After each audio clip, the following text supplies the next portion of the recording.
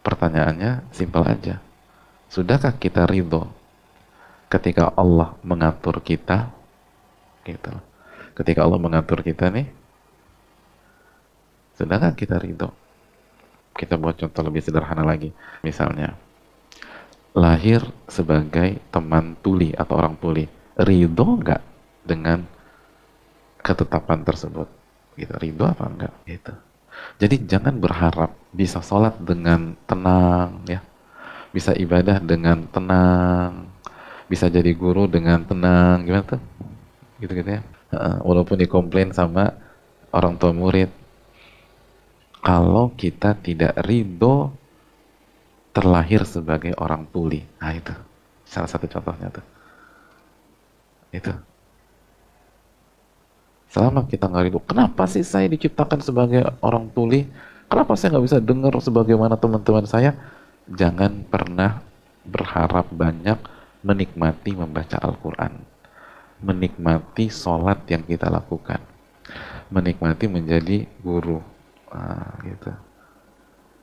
Jangan pernah berharap banyak, karena syarat menikmati kehidupan iman itu kalau ridho terhadap Allah Subhanahu Wa Taala. Ya nggak usah ribet-ribet ya. Contoh, punya motor nggak? Gitu. Punya motor.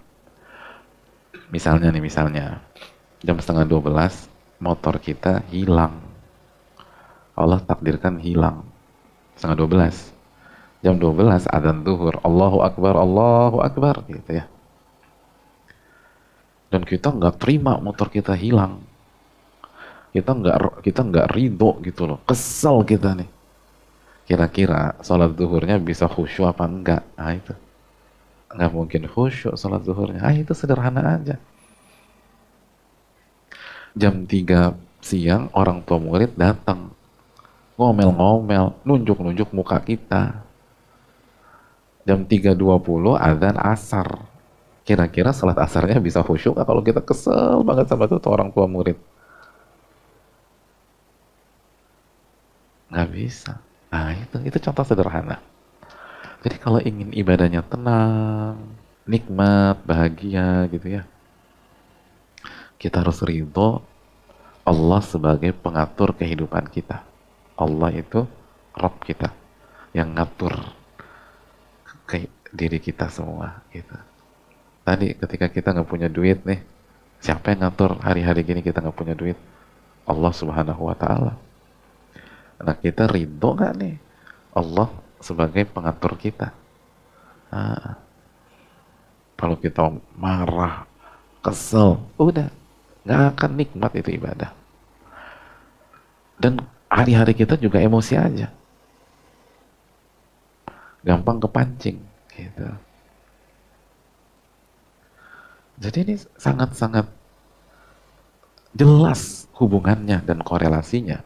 Ya, ridho nggak kita sama Allah? Jadi makanya kenapa dari SD itu kita udah ngafalin raditu billahi rabba wa bil islami dina wa bi Muhammadin sallallahu alaihi wasallam nabiyya, tapi tetap aja sholat nggak khusyuk, gampang ngamuk-ngamuk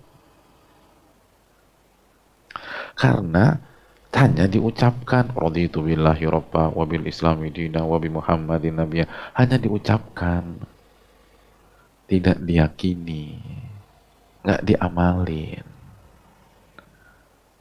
nggak benar-benar saya yakin bahwa Allah lah yang sebaik-baik pengatur dalam kehidupan saya, dan saya ini hanya ciptaan Allah dan milik Allah. Yang namanya ciptaan dan dimiliki yang nggak punya apa-apa, terserah Allah mau buat apalah gitu kan. Kita milik Allah, kita milik Allah, pendengaran kita milik Allah, pendengaran tuh milik Allah. Jadi kalau Allah mau ambil, ya suka-suka Allah. Kita mah ridho-ridho aja. Itu kalau kita punya hati ridho seperti itu, aduh hidup tuh enak banget lah. Hidup tuh enak. Gak akan kepancing. Makanya raditu billahi robba. Makanya PR kita juga harus jelaskan kepada teman-teman tuli kita yang lain bahwa kalau ingin menikmati hidup itu harus ridho dengan apa yang Allah atur buat kita. Ridho aja udah. Udah, ridho aja kita enak lah. Kita berusaha, berjuang, tapi ketika Allah sudah atur, sudah putuskan, ridho. Gitu. Udah berjuang, udah berusaha, nggak dapet, ridho kita. Enak hidup tuh. Kok nggak sedih? Nggak kesel? Loh, saya ini ciptaan dan milik Allah. Allah yang berhak ngatur saya. Kalau Allah atur hari ini saya gagal, padahal saya udah berusaha, nggak apa-apa.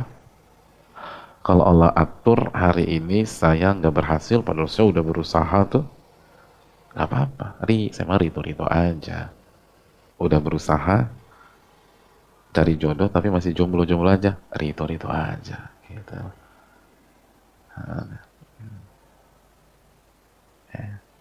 Jadi enak hidup itu nggak galau ya, nggak bingung. Dan ketika sholat tuh ibadah, baca Quran, zikir, ngajar, itu tenang, bahagia. Gitu. Kenapa? Ridho apa yang Allah takdirkan. Pokoknya nih ridho ini penting banget lah. Dan jangan hanya di lisan aja gitu loh. Jangan hanya di lisan. Kalau di lisan aja tuh nggak ada pengaruhnya. Nah ini bagaimana mengelola ridho.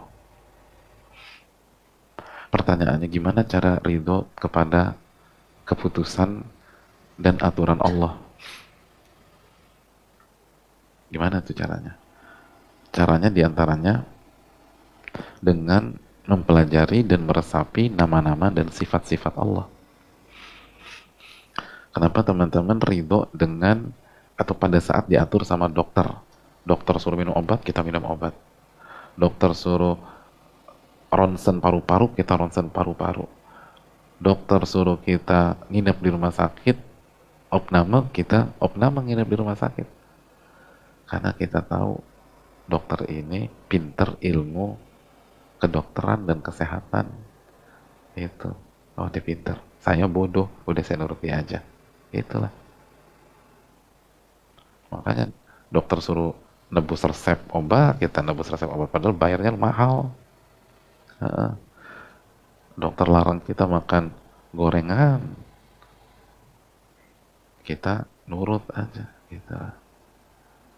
Kamu nggak boleh makan gorengan ya, karena obesitas gitu. Kita nurut, kita makan rebus-rebusan, mie rebus ya, Masya Allah, akhirnya tambah obesitas. Gitu. Nah kenapa tuh kita ridho sama Pak Dokter? Karena kita kenal Pak Dokter. Jadi kenapa kita nggak ridho, atau kenapa ada orang tuli tidak ridho ketika Allah atur bahwa dia hidup sebagai orang tuli? Ternyata karena dia nggak mengenal Allah. Nah itu, dia nggak kenal Allah, bahwa Allah tuh baik banget sama dia.